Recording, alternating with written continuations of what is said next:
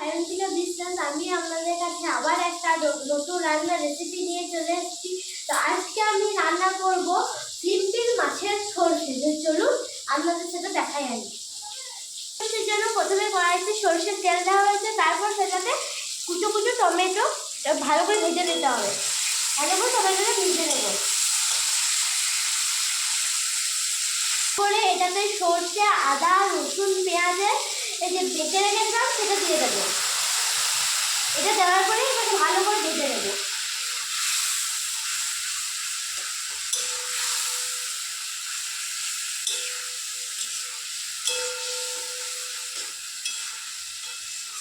এটা না ভাজা হবে ততক্ষণ এটা ভালো করে আমি নাড়তে থাকবো। এখানে পাশে এই যে মাছগুলো ভেজে রেখেছি, এই যে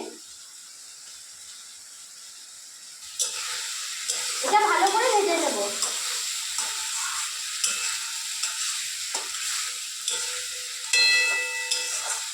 সুন্দর করে ভেজে নেব। এটাকে 1 চামচা মাছের ঝোলের মশলা এটাতে আমি দিয়ে দেবো। তারপরে ভালো করে নাড়তে থাকবো। জানো সামান্য পরিমাণে জল দিতে থাকবো আর নাড়তে থাকবো, জানো এটা মানে নিচে না লেগে যায়। এটা ভালো করে নাড়তে থাকবো, জানো এটা কোনো মতেই না নিচে লাগে।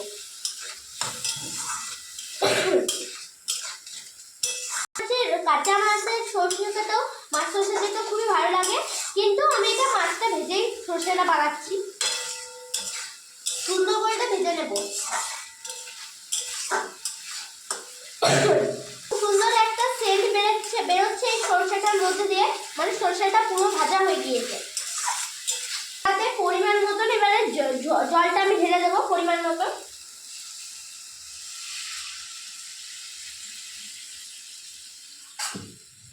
যে যেরকম ঝোল খাবে এটাতে সেরকম জলটা ঢালবে।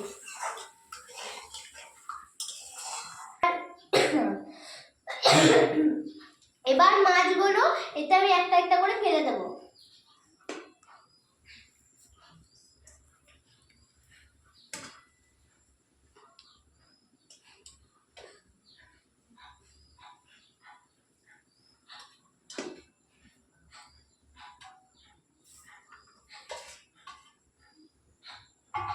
এই যে এটাতে আমি ঢাকা দিয়ে দেবো। 5 মিনিট বাদে আমি ঢাকাটা খুলবো। উপর থেকে একটু ধনেপাতা ছড়িয়ে দিলে খুব সুন্দর খেতে লাগে, কিন্তু যেহেতু আমাদের এখন এই সিজনে ধনেপাতা পাওয়া যায় না তাই দেওয়া হচ্ছে না। এর উপরে কাঁচা লঙ্কা কুচিয়ে দেওয়া যায়, কিন্তু যেহেতু আমরা ঝাল পরিমাণে কম খাই, আমার ভাই যেহেতু ছোট ওই জন্য। দেখো বন্ধুরা, আমাদের এই যে মাছের সর্ষে কালারটা খুব সুন্দর এসছে। কালারটা এটা গরম ভাতের সাথে খেতে অনেক সুন্দর লাগে, যেহেতু এখনো ভাত খাবার সময় হয় না তাই আপনাদের সেটা আমি দেখাতে পারবো না। এই যে আমি গ্যাসটা অফ করে দিলাম, আমার এটা কমপ্লিট মানে তৈরি করা কমপ্লিট হয়ে গিয়েছে। বাই বন্ধুরা, আজকে এটুকুই। আবার অন্যদিন একটা নতুন রান্নার রেসিপি নিয়ে আসবো।